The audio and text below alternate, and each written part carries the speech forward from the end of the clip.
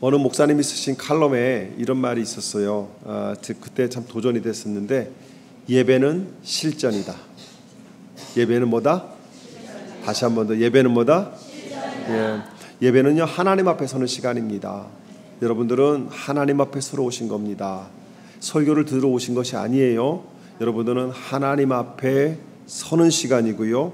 또한 설교를 평가하는 시간이 아니라 여러분들은 하나님 앞에 평가를 받는 시간입니다. 하나님께 마음을 드리는 시간이고요. 우리가 할 수 있는 최선을 다해서 하나님을 향해서 우리의 사랑을, 우리의 신앙을 표현하는 시간이 예배 시간입니다. 바뀌어야 됩니다. 보는 예배가 아닙니다. 내가 감동받으려고 오시면 안 됩니다. 여러분들은 하나님을 감동시키기 위해서 오셔야 되는 겁니다. 아멘. 연습은 반복될 수 있어요. 그래서 연습입니다. 하지만 실전은요, 단 한 번밖에 기회가 없습니다. 오늘 예배는 다시 드릴 수가 없어요. 오늘 여러분이 예배에 실패하면 다시는 오늘 예배를 돌이킬 수가 없습니다.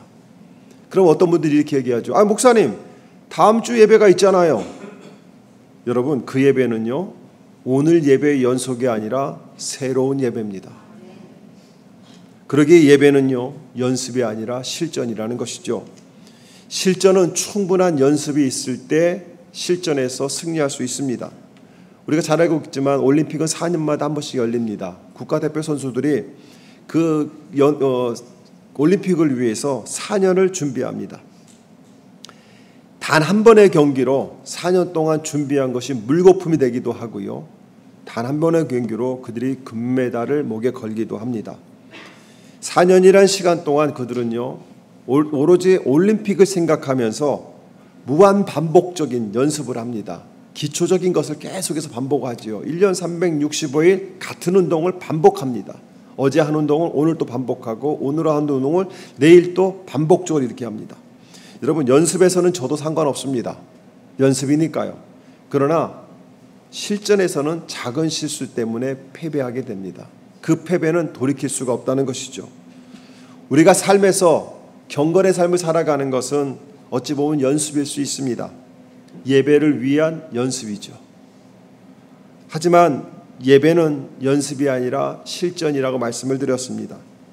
오늘 예배를 내가 승리했느냐, 마귀의 방해로부터 승리했느냐, 하나님이 기뻐하시는 예배가 되었는가, 나의 예배를 하나님이 받으셨는가. 우리는 항상 이것을 머리에 두고 염려하며 살아야 됩니다. 우리는 그것을 기억하고 살아야 돼요. 예배를 위한 삶, 예배를 준비하는 삶, 그것이 우리 그리스도인들이 이 땅을 살아가는 삶의 태도가 되는 것이고, 우리 엠마오교회 성도들이 살아가는 삶의 기준이 되어야 된다는 것이죠. 여러분들은 예배를 위해서 사셔야 됩니다. 아멘. 자, 옆에 분에게 예배를 위해서 삽시다. 시작. 레위기 9장은 아론이 제사장으로 세워지면서 감격적으로 첫 번째 예배가 드려지는 시간입니다. 이 장면은요, 단순히 그 시대의 구약의 어떠한 장면이었구나, 이것이 아니라 오늘 우리에게 예배의 본질과 하나님의 영광에 대해서 깊게 생각해 보게 하는 말씀이라는 것이죠. 여러분, 성경의 말씀은 예전의 말씀이 아니라 오늘 나에게 주시는 말씀으로 받기를 축복합니다. 모세에게 한 것이 아니라 나에게 하는 말씀이세요. 아브라함에게 주신 말씀이 아니라 누구에게 주신 말씀이다? 나에게 주신 말씀이다. 아멘. 이 9장을 크게 세 부분으로 나눌 수가 있는데요. 첫 번째로 1절에서부터 7절까지는 제사장이 첫 제사를 준비하는 모습이 나옵니다. 그러니까 예배를 준비하는 모습이 1절부터 7절까지 나오고요. 8절부터 22절까지는 하나님께서 명령하신 대로 제사가 이루어지는 과정을 보여주고 있고요. 22절에서 24절까지는 하나님의 영광이 그 제사의 자리에, 예배의 자리에 영광이 임하는 것으로 이 9장이 끝이 납니다. 예배의 요소가 다 담겨져 있어요. 첫 번째는 예배는요, 준비해야 된다는 것이죠. 준비해라. 두 번째로 예배는 말씀대로 살아야 된다는 거예요. 우리의 삶은 말씀대로 살아가야 된다는 겁니다. 우리의 삶의 기준은 말씀이 된다는 것이죠. 또한 우리의 예배의 끝에는 하나님의 영광이 임재해야 된다는 거예요. 하나님의 영광이. 이 세 가지는 예배의 시작이고 과정이고 끝까지 하나님이 기뻐하시는 예배자의 모습이 될 수 있는 준비를 우리에게 시키는 것이죠. 여러분들은 예배의 준비자가 되셔야 되고 말씀대로 예배를 드려야 되며 하나님의 영광을 체험하고 예배의 자리를 떠나가야 된다는 겁니다.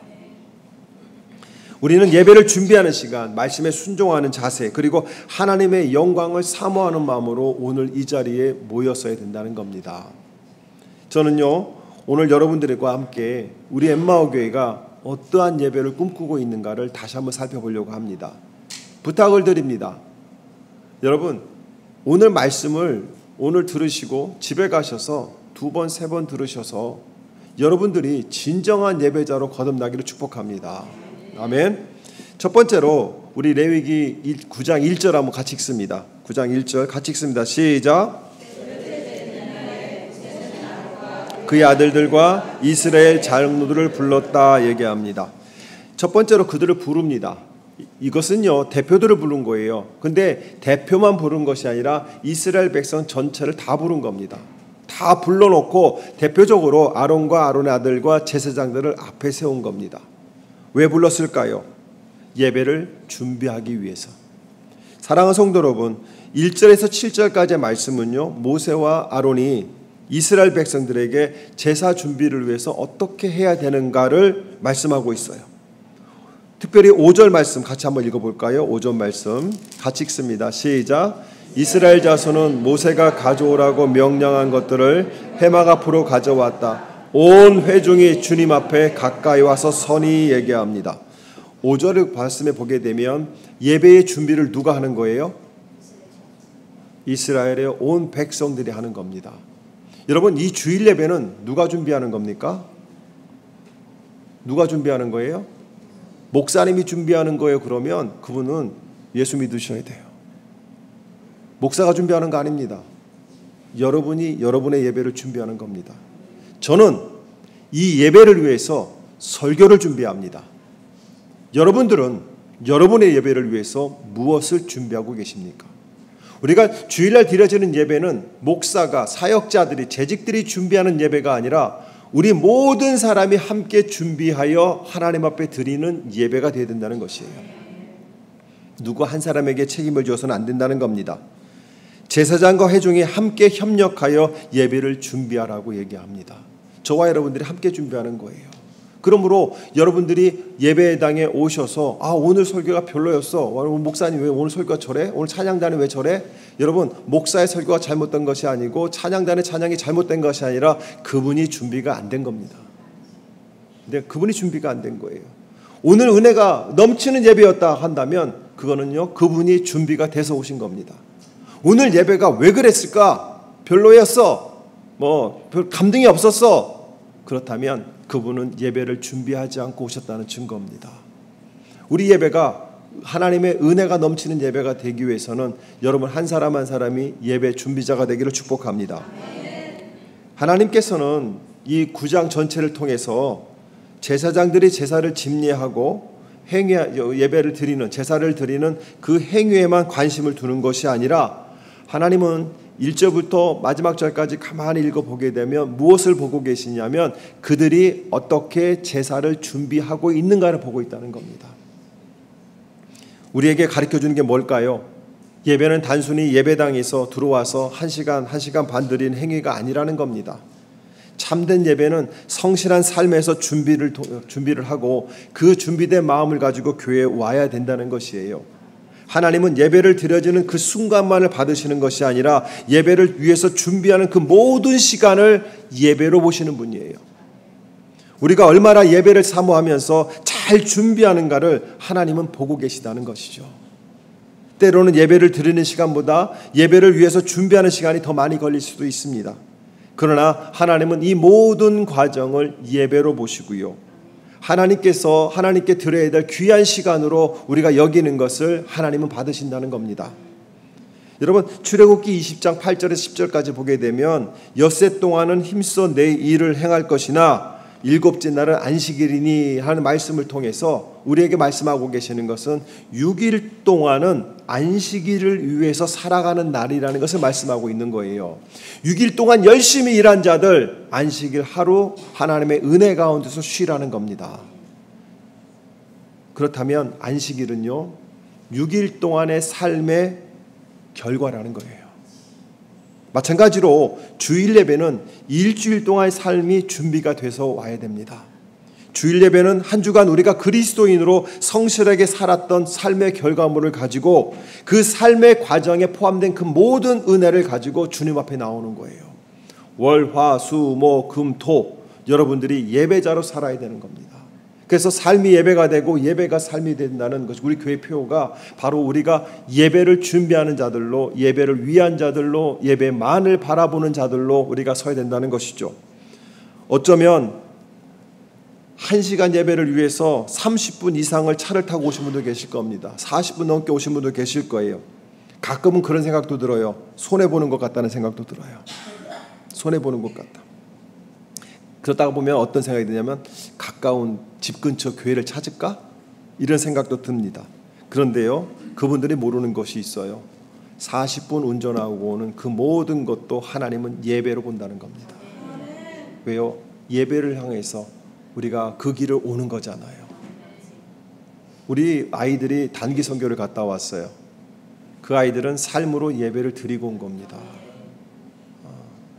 사랑하는 성도 여러분, 사실 예배는요 준비가 덜 어렵습니다. 사실 주일 예배를 준비하기 위해서 우리 어머니 세대들은요 토요일날 집을 청소하셨어요. 될 수 있으면 여러분들 토요일날 청소하세요. 주일날 청소하는 거 아닙니다. 토요일날 옷을 다 다려놨어요. 주일날 입고 나가려고. 정돈된 마음으로 주일을 기다리는 이 모든 과정이 예배의 시작이었다는 겁니다. 여러분 주일날 아침에는 부산에서는 안 됩니다. 일찍 일어나셔야 돼요. 할 수 있으면 일찍 일어나셔야 돼요. 제가 주일날은 새벽 예배도 그렇지만 제가 한 30분, 40분 일찍 일어납니다. 그리고 일부러 커피를 기계로 내리지 않고 커피를 이렇게 핸드드립으로 뽑아요. 그럼 시간이 굉장히 오래 걸립니다. 왜 그러냐면 마음을 안정시키기 위해서, 마음을 좀 차분하게 하기 위해서. 그래야 우리가 예배 자리로 갈 수 있는 것이죠. 여러분, 예배는 어떤 특정한 날이 아닙니다. 예배는요 특정한 날을 드리는 것이 아니라 모든 예배는 준비하고 오셔야 됩니다. 어떤 분이 그런 얘기를 하셨어요. 성찬식이 있는 그날은 목욕제계를 하고 오신다고. 목욕제계를 하고 오신다고. 참 귀한 겁니다. 그런데요 그날만 목욕하면 안 돼요. 매주 목욕해야 되는 거예요. 왜 그날만 목욕합니까? 그날만 귀한 날입니까? 모든 예배는 다 귀한 날이고 모든 예배는 하나님이 받으시는 날이라는 것이죠.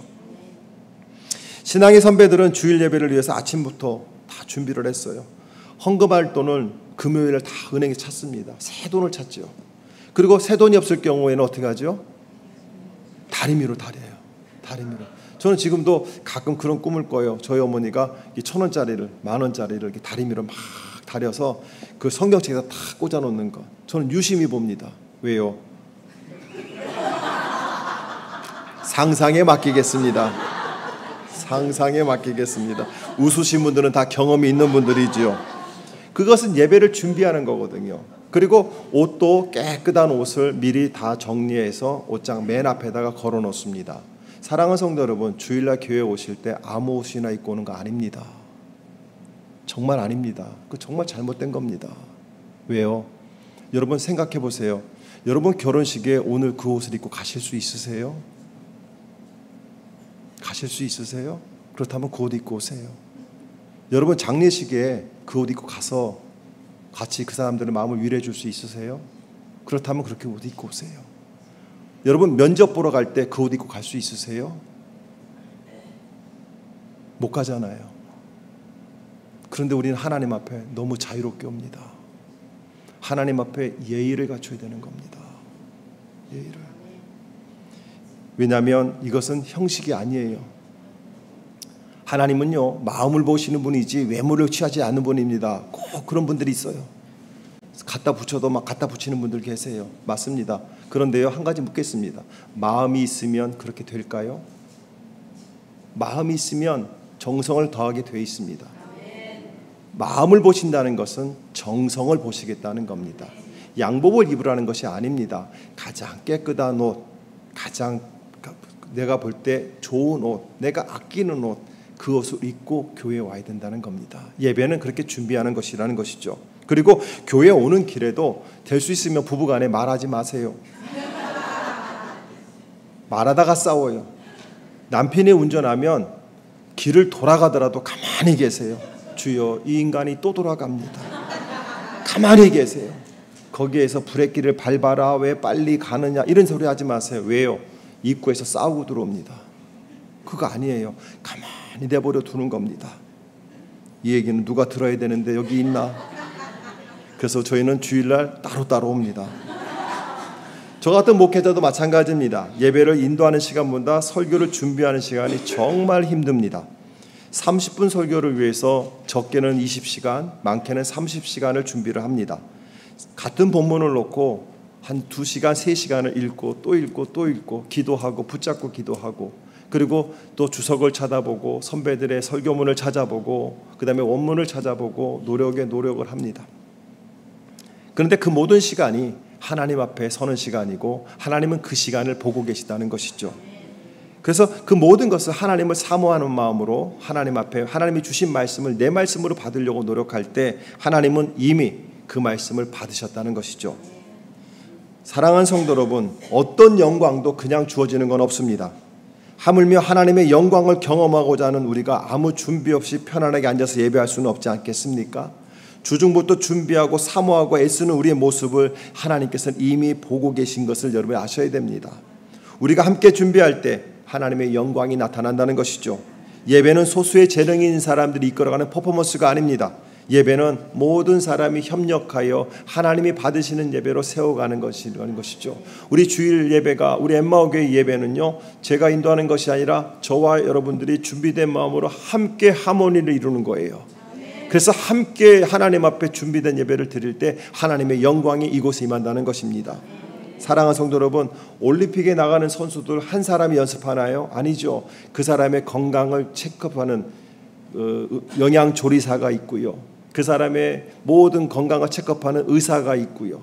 그 사람의 모든 운동 스케줄을 짜는 옆에 있는 총무가 있고요. 그 다음에 코치가 있고요. 감독이 있고요. 모든 상황을 다른 선수들의 경기 모습을 촬영해서 보여주는 분석가들이 있습니다. 한 사람을 위해서 수많은 사람들이 함께 노력하여서 금메달을 취취하는 것이죠. 사랑하는 성도들, 그렇듯 오늘 주일 예배는 저 혼자 하는 것이 아니라 우리가 함께 하는 것이라는 것입니다. 여러분이 준비해 오셔서 이렇게 함께 예배를 드릴 수 있어서 정말 감사를 드립니다. 자, 옆에 분에게 당신의 준비 때문에 제가 감사합니다. 시작. 그렇다면 우리 다음 주 예배를 어떻게 준비해야 될까요? 토요일 밤에 마음을 정돈하시고 말씀을 묵상하시면서 찬양을 부르시면서 주일날 오시기 바랍니다. 특별히 다음 주는요, 한국에서 우리 김주영 목사님 가정이 옵니다. 이 가정은 이번에 원팀을 참석하는 분들이고요. 대구에는 엠마오 교회가 부활절 헌금 전체를 이분들의 경비로 다 드렸어요. 그래서 개척교회를 하시는 분입니다. 큰 교회 부목사로 편안한 삶을 살 수 있는 분이 하나님께 주신 마음을 가지고 개척을 하셨어요. 딸과 아들이 있는데 아들은 마음으로 낳은 아들입니다. 두 부부가 어떤 사역을 하냐면 고아원에서 18세가 되면 고아원을 다 나가야 됩니다. 그런데요, 18세 고아원을 나오게 되면 이들은 갈 곳이 없습니다. 대부분이 안 좋은 길로 빠지게 됩니다. 붙잡아주는 사람이 없어서 목사님이 그 사람들을 대상으로 그들을 기도해주고 그들을 품고 그들에게 기술을 가르쳐주고 그들을 인도하는 그런 사역을 하고 있습니다. 교회에 성도는 없습니다. 낮에는 에어컨 고치러 다니시고 히터 고치러 다니시고 하면서 또 우버도 하시고 하시면서 거기서 벌어들이는 수입을 가지고 아이들을 돌보는 그 사역을 합니다. 다음 주 수요일 날 이제 이쪽 지역으로 옵니다. 지금 LA에 있는 치노밸리 한인 교회, 저희 우리 원팀 교회죠. 그 교회에서 지금 지극정성으로 지금 섬기고 있습니다. 다음 주 수요일 날 오시면 여러분들 할 수만 있다면 식사 대접도 하시고 여러분들이 사랑으로 관심 써주시고 품어주시기 바랍니다. 그리고 준비된 마음으로 금요일날 오셔서 예배 들으시고요. 주일날 예배도 함께 들으시면서 어떤 사역을 하고 계시는지, 우리 교회가 어떻게 품어야 될지를 한번 고민해보는 준비된 예배가 드려지기를 축복합니다. 자, 우리 한번 두 번째로 우리가 해야 될 것은 뭐냐면 레위기 9장 8절에서 21절까지는요. 예배는 말씀에 순종할 때 완성된다는 것을 말씀하고 있습니다. 아론이 준비한 제물을 가지고 하나님 앞에 제사를 드립니다. 이 과정에서 핵심적으로 우리에게 말씀하는 구절이 있는데요. 10절 말씀 보시기 바랍니다. 10절 말씀에 보게 되면 그 밑에 주님께서 모세에게 뭐한 대로? 명하신 대로. 예, 주님께서 모세에게 명하신 대로. 두 번째 21절로 갑니다. 21절에 보게 되면 여기에도 마지막에 이렇게 그는 모세가 뭐한 대로? 명령한 대로. 여기서 모세가 명령한다는 것은 하나님이 모세에게 말씀하신 그것을 전한 그 말씀대로 했다는 것이에요. 철저하게 하나님의 말씀에 순종하는 제사를 드렸다는 것입니다. 모세의 방법과 아론의 방법이 아니라 하나님의 방법대로 예배를 드렸다는 것이에요. 하나님께서는 예배하는 사람들이 하나님 앞에 나와서 제사를 드리는 것을 기뻐하지만 정말 기뻐하시는 제사는, 예배는 철저하게 하나님의 말씀을 따라서 하나님께만 나아갈 때에 하나님은 그 예배를 받으신다는 겁니다. 여러분, 우리가 예배를 보러 간다는 말은 절대 써서는 안 되는 말입니다. 정말 불경한 말입니다. 누가 예배를 봐요? 예배를 보는 분은 하나님밖에 없습니다. 우리는 예배를 드리는 사람들이에요. 그러므로 말이라도 여러분들이 나 예배 보러 가야 돼 이런 소리 절대 하지 마세요. 그건 신앙이 없는 자들이 하는 얘기입니다. 나 예배 드리러 가야 돼. 자, 옆에 분에게 나 예배 드리러 가야 돼. 시작. 연습하세요. 사람들에게는 나름대로 방식이 있고 10년, 20년 교회를 다니다 보면 자기 딴에는 자기 마음대로 자기 뜻에 따라서 정성을 다하는 예배를 드린다고 하지만 하나님의 말씀을 따르지 않으면 하나님은 그 제사를, 그 예배를 받지 않는다는 것을 성경은 얘기하고 있습니다. 하나님의 말씀에 따라서 하나님을 섬기는 것이 중요하다는 것을 오늘 본문은 계속해서 반복적으로 우리에게 얘기하고 있다는 것이죠. 우리가 잘 알고 있듯이 9장에서 하나님의 영광이 마지막에 임합니다. 그리고 10장으로 넘어가면 어떤 사건이 나오죠? 한번 가보세요. 10장 1절로 가보세요. 자, 9장 24절에 보게 되면 하나님의 영광이 임했거든요. 그런데 10장이 그리고 나서 며칠이 지난 겁니다. 뭐 몇 년이 지난 것도 아니에요. 며칠이 지난 겁니다. 며칠이 지났는데 아론의 아들 가운데 나답과 아비후가 제각기 자기의 향로를 가져다가 거기에 불을 담고 향을 피워서 주님께로 가져갔다. 자, 나답과 아비후는 아론의 아들들이에요. 근데 이 사람들이 제사장이거든요. 그런데 불을 갖다 놔야 돼요. 지성소에, 성소에 갖다 놔야 돼요. 그런데 나름대로 향을 피워서, 불을 담고 향을 피워서 정성스럽게 가져갔어요. 그런데 뭐라고 돼 있어요? 그 불은 주님께서 그들에게 명하신 것과는 다른 금지된 불이었다 얘기합니다. 하나님이 명하신 불이 아니라 내가 생각하는 불을 들였다는 거예요. 그 결과 어떻게 됐습니까? 2절 말씀 같이 읽습니다. 시작. 주님 앞에서 불이 나와서 그들을 삼키니 그들은 주님 앞에서 죽고 말았다 얘기합니다. 잘 들으세요. 9장 24절로 가보세요. 9장 24절. 그때에 주님 앞에서 뭐가 나왔어요? 불이 나와서 제단 위에 있는 번제물과 기름기를 불살랐다 그랬죠. 주님께로부터 불이 나와서 제단에 우리가 드리는 예배를 받으셨다는 거예요. 그런데 10장 2절에서는 어디에서 불이 나왔어요? 주님 앞에서 불이 나왔어요. 근데 이 불이 누구를 살라버린 거예요? 나답과 아비후를 살라버렸습니다. 어떤 것은 하나님이 예배를 받으시지만 어떤 것은 철저하게 경멸하셨다는 것입니다. 사랑하는 성도 여러분, 9장과 10장에서 얘기하는 것은 순종에 대해서 얘기하는 겁니다. 9장에서는 말씀대로 순종의 제사로 하나님 앞에 영광이 났지만 10장에서는 불순종으로 비극이 일어났다는 것이죠. 여러분은 10장 사건은 짧게 지나가지만 사실은요 9장에서 말씀하시는 하나님의 인도하심이 어떤 것이라는 것을, 그것을 어겼을 때에 어떤 벌칙이 있다는 것을 우리에게 사실적으로 보여주는 사건이라는 것이죠. 우리의 생각으로, 우리의 방법으로 내 시간에 내 마음대로 예배 자리에 나오는 것에 대해서 하나님은 무섭게 경고의 메시지를 지금 우리에게 주고 계시다는 겁니다. 우리가 예수님의 사랑과 십자가의 은혜와 하나님의 사랑의 방법으로 하나님 앞에 나와야 되는 거예요. 어느 때부터인가 사람의 방법, 환경, 상황에 따라서 예배가 변질된 것은 저와 여러분이 잘 알고 있는 사실 아니겠습니까?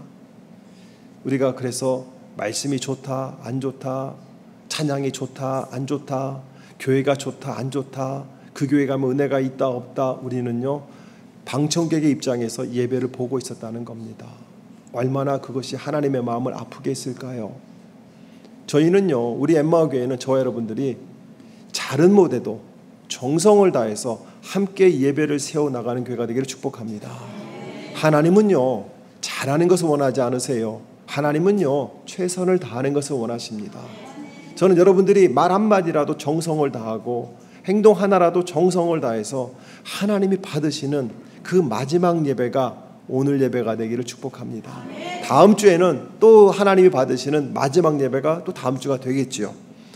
오늘 우리가 함께 같은 장소에 모여서 예배를 드린다고 하지만 이 중에도 하나님의 방법으로 순종의 예배를 드린 분도 계시지만 나답과 아비후처럼 자신의 생각으로 자신의 신념으로 자기의 고집대로 예배에 참석하는 분도 있을 겁니다. 여러분들은 어느 쪽에 계실까요? 우리는 모두는 하나님을 섬기는 예배자로 하나님은 우리를 선택하셨습니다. 그러므로 우리는 하나님을 어떻게 섬겨하고 예배해야 될 것인가? 철저하게 하나님의 말씀을 따라야 된다는 것입니다. 그래서 성도는 부지런히 하나님의 말씀을 읽고 묵상해야 됩니다. 그 말씀을 바로 이해하고 그 말씀에 따라서 순종함으로 비로소 하나님을 섬길 수 있는 것이에요. 이 때문에 우리는 말씀을 대단히 소중하게 여겨야 된다는 것입니다. 사람들은 누구나 종교심이 있어요. 그리고 종교 생활을 오래 하다 보니까 나름대로 노하우들이 있습니다. 각자의 기준이 있습니다. 여러분, 각자의 열심과 방식으로 하나님을 섬기는 것은 결코 하나님을 섬기는 것이 아니라 자칫 자기를 섬기는 결과이기도 합니다. 왜요? 하나님이 받으셨을까 아니라 내 마음에 드는 예배가 되었는가를 우리는 따지기 때문에 그렇다는 것이죠. 저는 하나님이 기뻐하시는 예배가 되기를 축복합니다. 그러므로 하나님의 백성은 하나님의 말씀에 익숙해야 돼요. 왜요? 하나님께서 무엇을 요구하고 계시는가? 또 하나님이 무엇을 기뻐하시는가를 우리는 알아야 그분에게 원하시는 걸 드릴 수 있겠죠. 그분이 원하시는 것을 드리고 그분의 요구에 우리가 맞춰드릴 때 하나님께서는 하늘에서 불을 내려서 나를 불사르는 것이 아니라 하나님은 나의 죄를 담은 우리의 번제물을 불살라서 하나님 받으신다는 것입니다. 사랑하는 성도 여러분, 운동선수들이 운동만 하는 게 아니에요. 그들이 제일 먼저 머리에 각인시키는 게 뭐냐면 규칙입니다. 규칙. 운동을 잘 잘하면 뭐합니까? 규칙을 어기면 아무 소용이 없죠. 우리가 하나님을 바르게 할 때 하나님을 바로 섬길 수 있다는 것이죠. 자, 히브리서 5장 8절 한번 찾아보시기 바랍니다. 히브리서 5장 8절.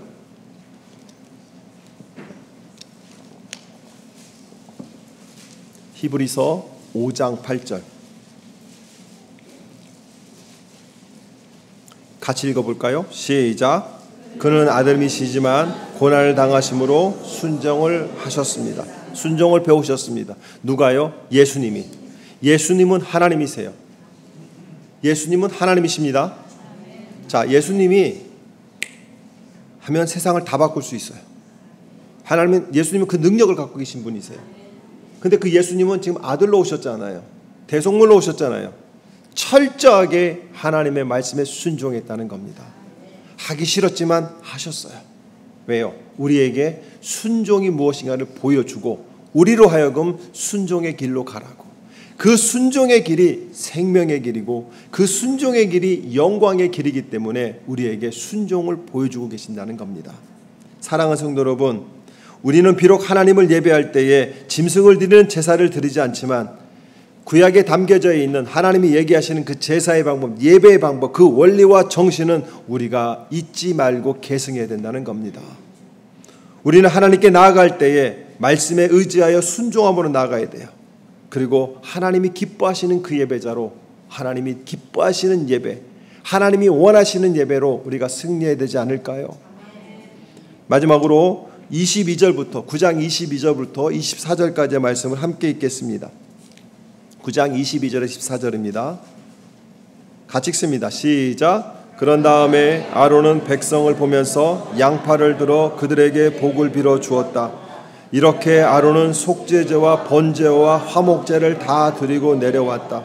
모세와 아론은 회막 안으로 들어갔다. 그들이 바깥으로 나와서 백성에게 복을 빌어주니 주님의 영광이 모든 백성에게 나타났다. 그때에 주님 앞에서부터 불이 나와 제단 위에 번제물과 기름기를 불살랐다. 그 모든 백성은 그 광경을 보고 큰 소리를 지르며 땅에 엎드렸다. 아멘. 아론의 첫 번째 제사, 이스라엘 백성들이 한꺼번에 마음을 들여서 드렸던 제사의 결과는 무엇입니까? 하늘에서부터 불이 내려와 제단의 제물을 다 태웠고 백성들은 그 모습을 보면서 환호를 지르면서 그 앞에 엎드려 경배했다는 것이에요. 이것은 다른 말로 얘기하면 예배의 정점이에요. 하나님의 임재와 영광이 나타나는 겁니다. 여러분, 모든 예배에는 하나님의 임재와 영광이 나타나야 돼요. 예배의 정점은 하나님의 영광이 우리 마음속에 경험되어져야 됩니다. 영광이라는 말은 히브리어로 카보드라는 단어를 쓰는데요, 이게 뜻이 뭐냐면 무겁다라는 뜻이 있습니다. 다른 말로 얘기하면 영광이란 말은 오늘날 우리가 생각하는 것처럼 화려하고 명예를 드높여주고 그런 개념이 아니에요. 하나님의 영광이라는 것은 죄 있는 세상에서는 감당하기 부담스러운 무게감으로 느껴지는 거예요. 하나님의 영광이 가득한 곳에 들어가게 되면 그 엄숙한 분위기에, 그 영광이 가득한 분위기에 우리의 마음은 차분해질 수밖에 없습니다. 그리고 나를 바라보는 거예요. 나를. 우리는 흔히 어떤 감동이 있고 눈물이 나고 황홀감에 빠지면 하나님의 임재를 경험했다고 합니다. 맞습니다. 임재를 경험할 수 있습니다. 그러나 그 임재의 끝에 하나님의 영광을 경험하게 되면 하나님께서 불을 내리셔서 모든 것을 다 태우시는 그 놀라운 광경 앞에서 죄 있는 인간이 감히 바라볼 수 없는 빛나는 그 광채를 바라봤을 때 내 안에 내재되어 있던 온갖 불의와 교만과 자존심과 자만심과 죄악을 태워버리는 그 영광을 내가 체험할 때에 하나님의 영광 앞에 나는 정말 작아질 수밖에 없는 것이고, 나는 정말 죄인이라는 것을 깨닫게 되었을 때 이 죄인이 이런 영광의 자리에서 하나님을 만날 수 있다는 것 때문에 기쁠 수밖에 없고 땅에 엎드릴 수밖에 없다는 것이죠. 소리 지르며 엎드렸다고 얘기합니다. 두 가지입니다. 소리를 질렀다는 것은요, 기뻐서 찬양을 했다는 거예요. 할렐루야 하며 찬양했다는 거예요. 주님은 나의 주님이십니다. 하나님은 살아계십니다 하고 찬양했다는 겁니다. 찬송가 몇 장을 했을까요? 그건 몰라요. 하나님은 하나님이십니다. 하나님 놀랍습니다. 이 찬양을 했는데 거기에 멈춘 것이 아니라 그 다음에 뭐라고 하면 그 뜻이 뭐냐면 엎드렸다고 얘기합니다. 엎드렸다는 얘기는 얼굴에 땅에다가 얼굴을 대고 납작 엎드렸다는 거예요. 거룩하신 창조주 하나님께서 임하시게 되면 죄인된 피조물은 인간은 하나님의 거룩하심에 압도되어서 두려움에 떨 수밖에 없고요, 엎드릴 수밖에 없다는 겁니다. 그래서 베드로가 물고기를 낚은 후에 예수 앞에 와서 엎드려서 뭐라고 했습니까? 주님, 나는 죄인으로소이다. 나를 떠나소서. 이사야 1장에서 하나님의 영광 가운데 주님의 성전에서 주님을 만났을 때 나는 이제 죽었구나. 나는 부정한 사람이다. 하나님 앞에 간 사람이면 얼마나 의인이겠습니까? 그러나 자기의 죄성을 바라보면서 이 나 같은 죄인이 이곳에 서 있다는 것만으로도 감동이 되는 거예요. 그 감동 앞에 우리는 엎드릴 수밖에 없다는 것이죠.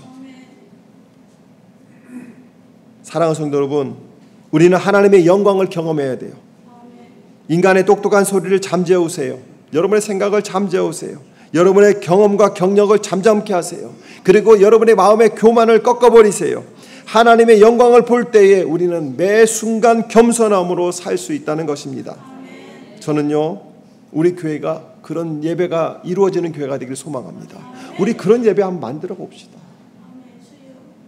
저와 여러분이 아니라, 말씀이 좋고 안 좋고가 아니라, 찬양이 좋고 안 좋고가 아니라 그냥 말씀을 들으면서 하나님이 보이고, 찬양을 들으면서 하나님의 칭찬이 보이고, 성도들의 기도를 보면서 하나님의 그 사랑을 경험하면서 그 하나님의 영광 앞에서 나도 어쩔 줄 모르는 감격이 솟아나고, 나 같은 죄인이 이 자리에 앉을 수 있는 것만으로도 영광입니다. 여러분, 이 예배가 천상의 예배예요. 하늘에서 드려지는 예배예요. 근데 그거는 하늘에서만 드려지는 예배가 아니라 우리가 오늘 드릴 수 있는 예배가 되어야 된다는 것이죠. 말씀을 마칩니다. 예배를 사모하면서 오시기 바랍니다. 아멘. 그래서 저도 열심히 준비하겠습니다. 찬양단들도 열심히 준비하세요. 그리고 성도님들께 부탁드립니다. 한 주간을 경건하게 사셔서 오늘 예배를 준비함으로 오시기 바랍니다. 정성껏 준비하세요. 저만 준비하면 뭐합니까? 여러분도 준비하셔야죠.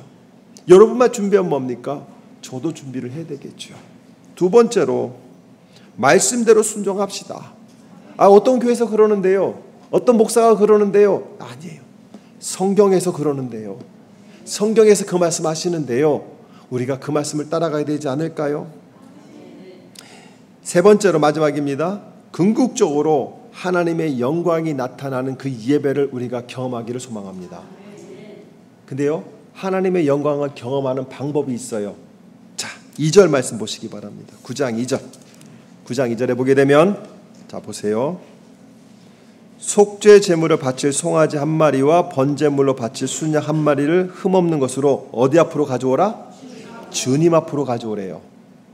그리고 5절에 한번 가보세요.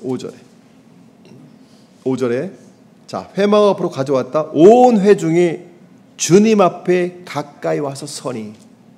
자, 하나님 앞으로 왔고 주님 가까이 왔어요. 그랬더니 어떤 것이 나타납니까? 4절 말씀에 보게 되면 2절에서 주님 앞에 가져오니까, 주님 앞으로 오니까 4절에서 뭐라고 대답합니까? 주님께서 오늘 그들에게 나타날 것이다. 주님 앞에 오는 자에게 주님은 나타나신대요. 자, 5절에서 온 회중이 주님 앞에 가까이 서니까 6절에서 어떻게 나타납니까? 주님의 영광이 당신들에게 나타날 것이다. 사랑하는 성도 여러분, 준비를 하고 사모하는 마음으로 주님 앞에 오는 겁니다.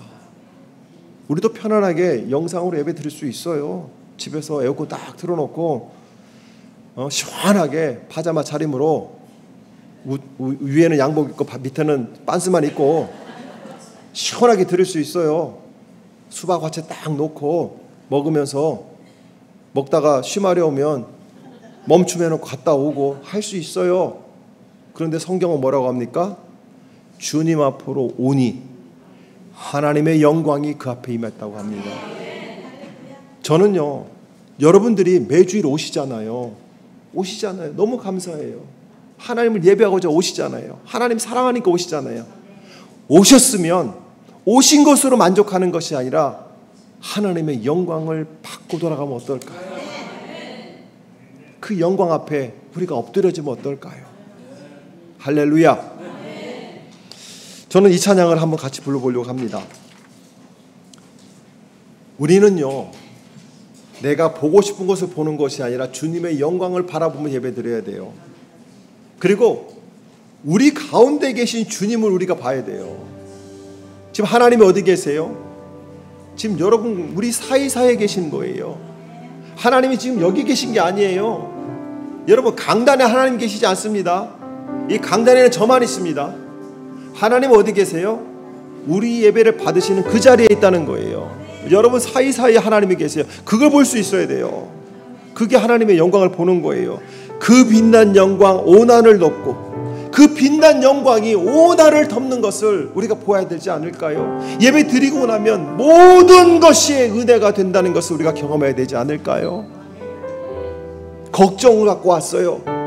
근데 예배를 드리고 나니까 마음에 기대감이 돼요. 흥분이 돼요. 왜? 그 위대하신 하나님이 나의 하나님이 되십니까? 주님의 얼굴은 온 세상 향하네. 권능의 팔을 드셨네. 주님의 영광 이곳에 가득해. 우린 선의 주님과 함께 찬양하며 우리 전진하리라. 모든 열방 주볼 때까지. 우리 엠마오교회가 왜 세워졌을까요? 하나님께서 공간이 부족해서 주셨을까요? 아니에요. 엠마오교회를 주신 것은 열방을 향해서 예배자로 나아가라고, 열방을 향해서 예배를 세우라고, 하나님의 영광이 나타나는 그 예배를 세우라고 우리를 불러주셨다면 먼저 우리가 하나님의 영광을 체험해야 되지 않을까요? 우리가 하면 돼요. 우리가 한 주를 그렇게 살아봅시다. 그리고 이 찬양처럼 모든 열방 죽을 때까지 우리가 하나님의 영광을 우리가 먼저 누리고 그 영광을 세상에 보여주는 저와 여러분 되기를 축복합니다. 우리 찬양 부르신 후에 그렇게 기도하세요. 하나님의 영광을 사모하며 예배 오겠습니다. 한 주간의 삶을 철저하게 예배로 살겠습니다. 기도하는 마음으로 우리 찬양 부르시고 함께 기도하겠습니다.